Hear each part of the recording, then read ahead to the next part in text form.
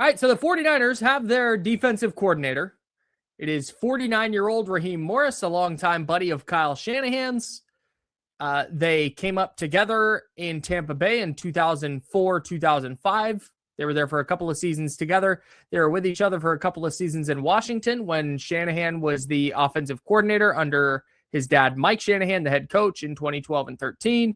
And then Raheem Morris was also on the Falcons staff with Kyle Shanahan from 2015 to 2016. And it's worth noting that this is not the first time Kyle Shanahan has tried to get Raheem Morris in the building in Santa Clara.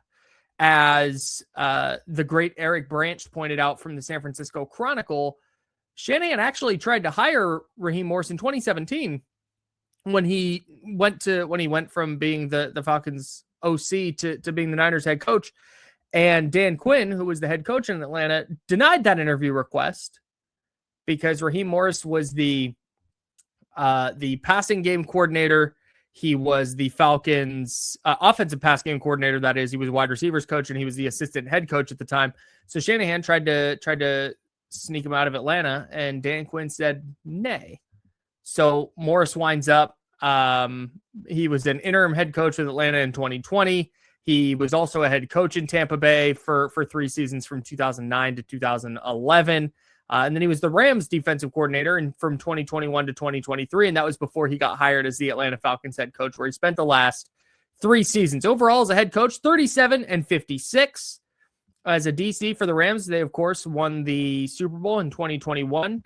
But you go look at the numbers, and the numbers aren't awesome for Raheem Morris as a DC. That was just the 1 season. And Chris and I talked about this a little bit a while back. They were 17th in yards and 15th in points allowed in 2021.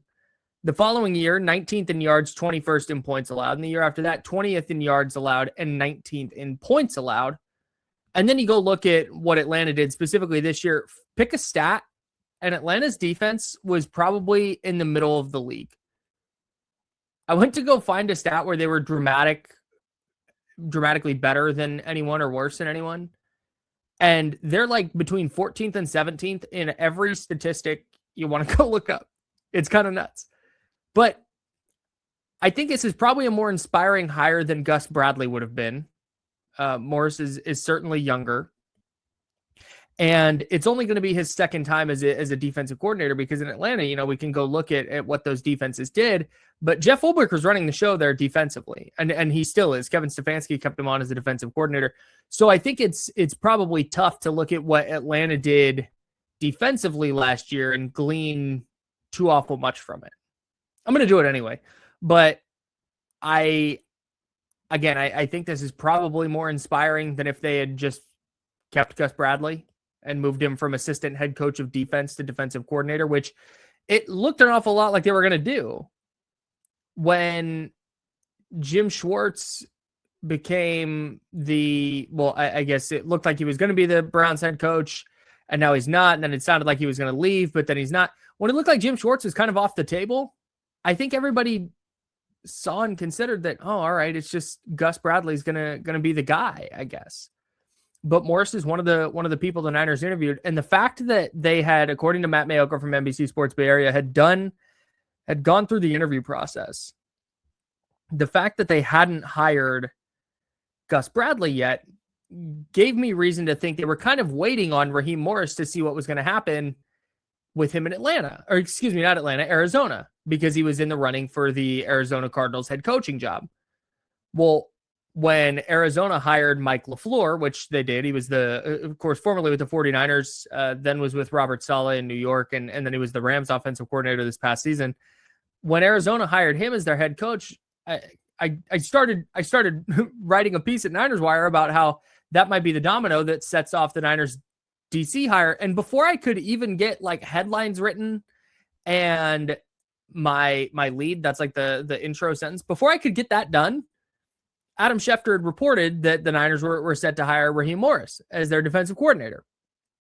So this appeared to be the plan all along. I think if Jim Schwartz was at the top of their list, that was probably always going to be tough because he was still under contract in Cleveland when Cleveland fired Kevin Stefanski, they didn't just axe his whole staff.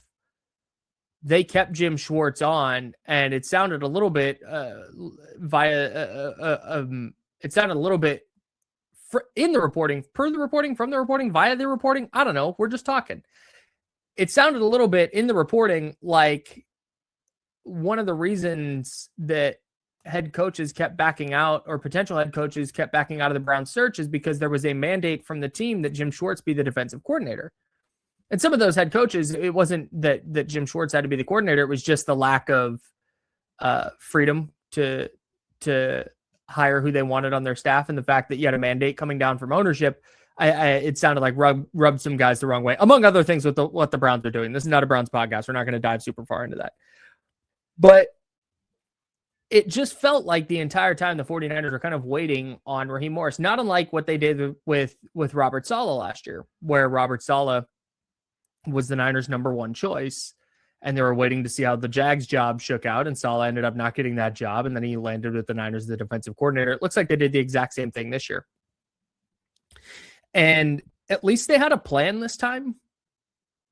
Like after 2024, if you remember that, after 2024, where they swung and missed on their top candidates, after they fired Steve Wilkes, they wound up like falling backwards into Nick Sorensen, who was not ready to be the defensive coordinator, and it showed on the field. They were just kind of outcoached every game in 2024. And then last year, I think if Saleh had taken the Jags job, I don't know that they had another great option available. It might have winded up being Gus Bradley, oddly enough. But they got their man last year, and it looks like, you know, save for the Jim Schwartz angle on this, it looks like they got the guy they wanted this year. And I'm really interested to see a couple of things. One, I'm interested to see what Raheem Morris looks like as a defensive coordinator after getting a few years as a head coach, because the league has evolved quite a bit offensively from the last time he was a DC to now. And so I'm interested to see how that plays out. I'm interested to see how the players connect with him. I don't think it's going to be a similar issue to the issue the Niners had with Steve Wilkes, where he just didn't mesh with what the 49ers are doing defensively, because I don't think Kyle Shanahan would hire Raheem Morris if he thought that was going to be an issue, or if he knew that was going to be some kind of issue. I'm guessing they see eye to eye on a lot of things defensively, because they both cut their teeth with Tampa Bay back in the early and mid 2000s. And so I don't foresee that being a substantial issue. I am interested to see if this has any impact on free agents coming to San Francisco from Atlanta. They don't have a huge number of like really high end free agents, but a player like running back Tyler Algier, what's his market look like? Do the 49ers want to bring him in as a RB2 or a handcuff for Christian McCaffrey, who going into his 30s and just had 400 touches this year? Do they want like a quality number 2 back, which Algier proved he could be? And can Raheem Morris help facilitate that? A player like Caden Ellis, who played linebacker for Atlanta, is that now on the table? David Onyemata, the defensive tackle, is that now on the table? Kyle Pitts, if the Niners look at Kyle Pitts and go, yeah, we want to try and get that guy on our building, is that now on the table more than it would have been? That's kind of a secondary thing I'm interested to see. And then I also wonder if this impacts the 49ers defensive roster at all, or how they kind of continue going about piecing this thing together, and how much Raheem Morris is going to have say in that. And I say that because the 49ers pass rush was so bad last year. Non-existent. And this is a team that has historically under Kyle Shanahan and John Lynch really prioritized its pass rush. And they picked Michael Williams 11th overall. Well, Michael Williams is not like, he has upside as a pass rusher, but he is not a pure edge rushing, get after the quarterback prospect. He's a very good run defender on the edge that has the size and the tools to kick inside and rush the passer from the interior. And I think he's going to get better at that. But when he comes back from his ACL, A, we don't know what he's going to look like health-wise. And B, I just don't know that you can bank on fixing your pass rush by having Nick Bosa return from his 3rd career ACL tear, I believe, and having Michael Williams return from an ACL tear and then take a leap as a pass rusher. I think he can be impactful there, to be sure, but I think San Francisco needs a true, like, pin their ears back, go get the quarterback player at that position. Like Bryce Huff, but a better version of that. And maybe, and again, maybe I'm getting ahead of myself, and maybe Nick Bosa and Michael Williams come back and Bryce Huff falls into the kind of rotational defensive end position he was supposed to play, and he makes a massive impact next year. Like that's on the table for sure. But that group was so bad that I think depth at the very least has to be something that the 49ers are interested in. And then you go look at what Atlanta did last year with Raheem Morris as their head coach. They needed pass rush help. Atlanta perpetually needs pass rush help. It's like the Seahawks with the offensive line. It's like the Portland Trailblazers with wing depth. Like, it just feels like that's a thing they always kind of need. And Atlanta, number 15 overall, was their pick.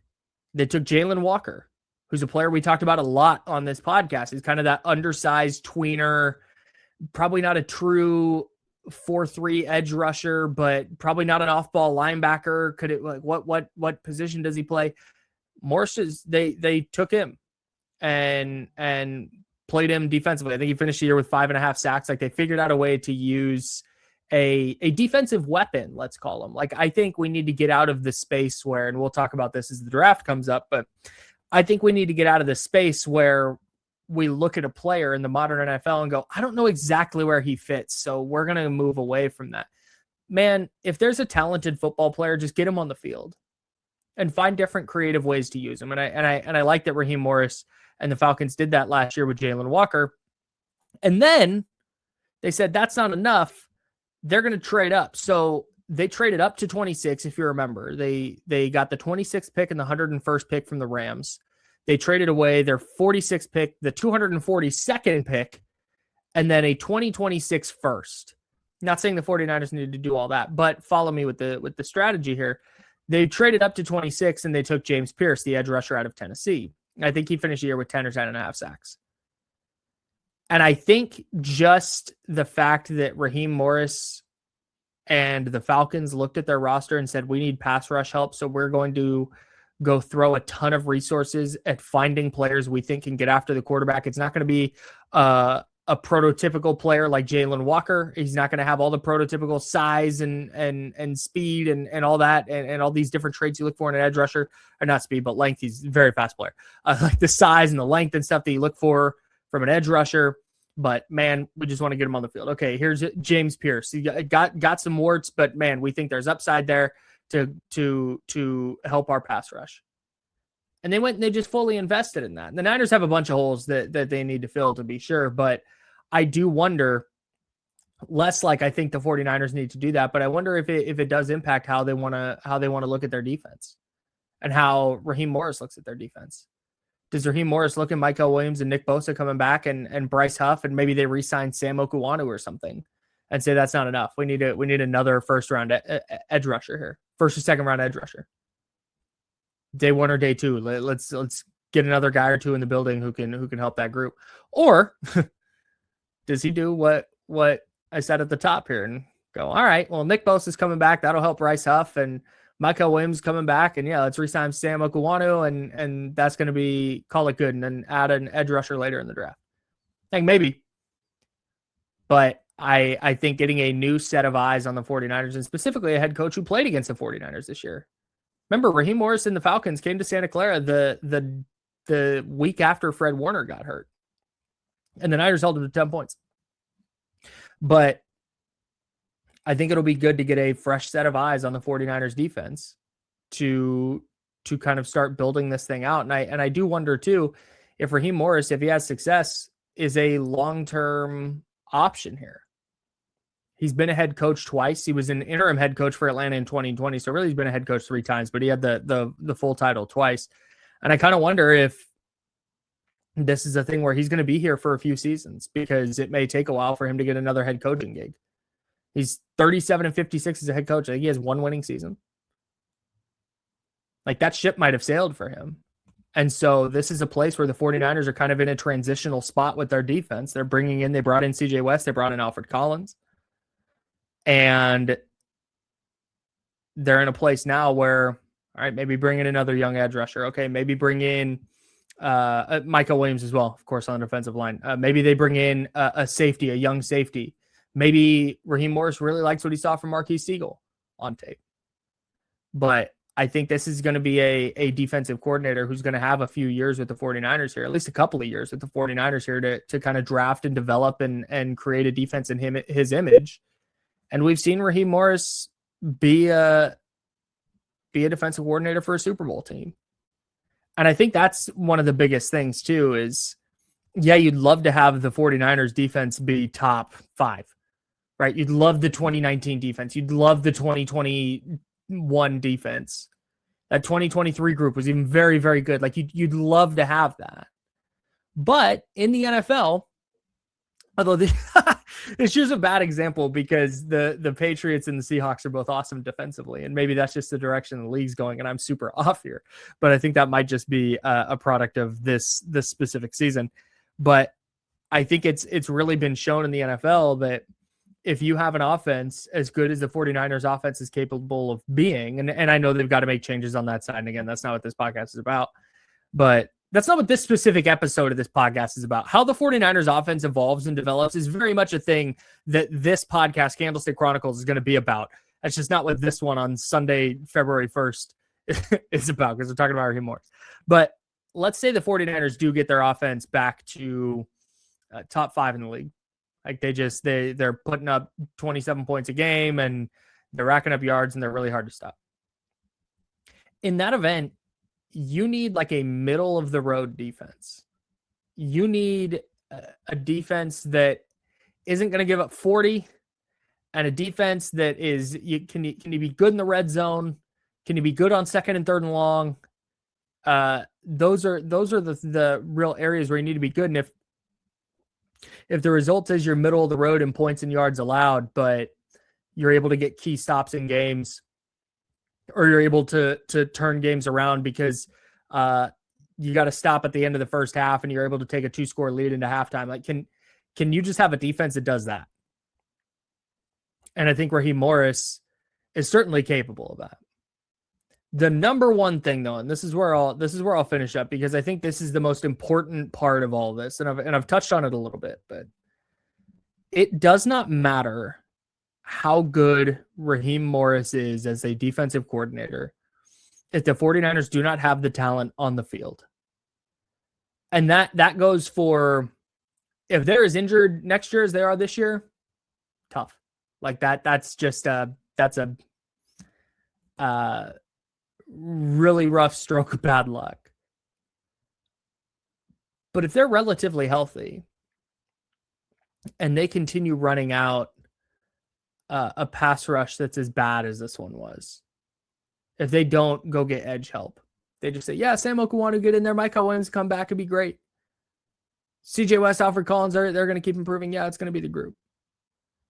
And I think they may need an upgrade. It's tough at cornerback, though, to really judge Renardo Green or even a guy like Darrell Luter, because who knows what they would look like with a more adequate pass rush.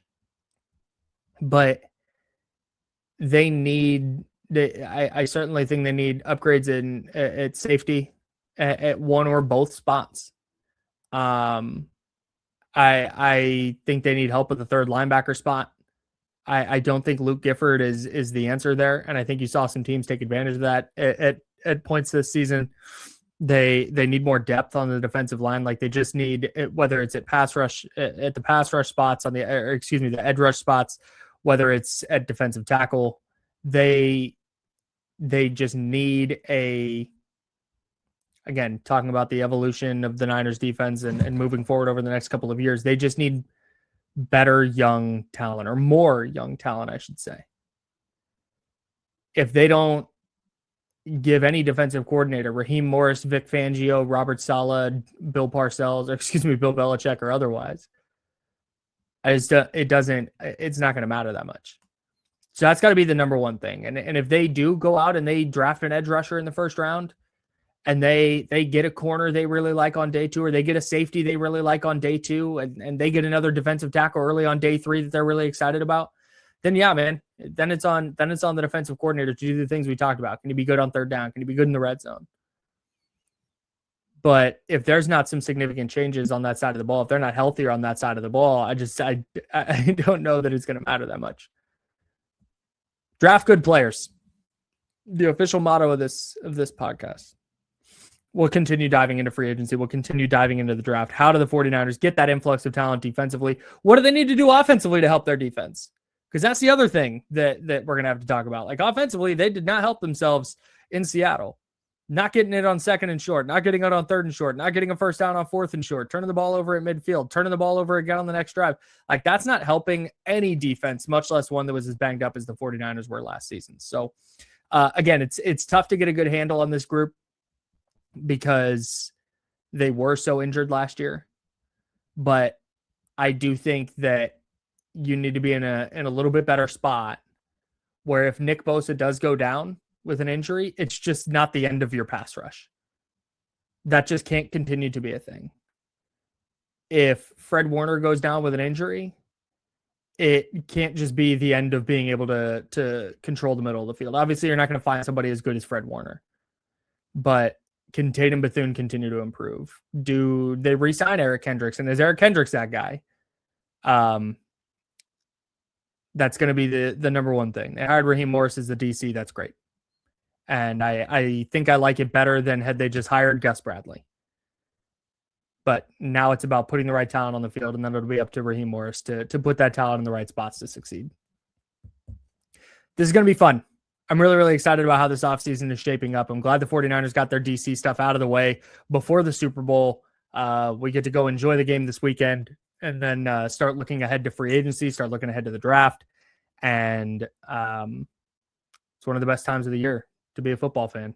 So hopes are high and hypotheticals run rampant, and we're going to have a ton of fun doing that here at Candlestick Chronicles. Thanks everybody watching on YouTube at youtube.com/@Candlestick Chronicles podcast. Of course, you can also subscribe wherever you get your podcasts. We would greatly appreciate if you do that. If you like the show, send it to your friends. If you're on a Niners Facebook group, send it to them. If you're on Niners Reddit, post it there. We would thank you so much for doing so. And also, whenever anybody hits us up on Twitter, either with feedback for the show, good or bad, we appreciate it. And whenever anybody hits me with a bit from the show, it really, really makes my day. So thanks everybody who does that. Yeah, make sure to check me out. ESPN 1320 in Sacramento. It's 1320 a.m. on your radio dials. We're also at youtube.com/@ESPN 1320. I'm really excited. I'm going to jump into the morning show now. Moving from 10 to noon, moving my show to 7 to 9 a.m. with the homie Jesse Tapia. It's going to be a ton of fun. There's going to be a lot of Kings talk there, but of course, we're going to talk plenty of football as always. So if you like this show and you would like to hear some non-Niner stuff, go check that out. ESPN 1320, Monday through Friday, 7 to 9 a.m. Really, really hyped about that. Debut show is Monday, which is when a lot of you may be listening to this. Salute to Chris Biederman. He'll be back next time, and we will dive into the Raheem Morris stuff and anything else that's coming out in Niner land leading up to the Super Bowl. Thanks, everybody, for listening. Thanks, everybody, for watching, and we will talk to you next time. Shout out to Al Roker.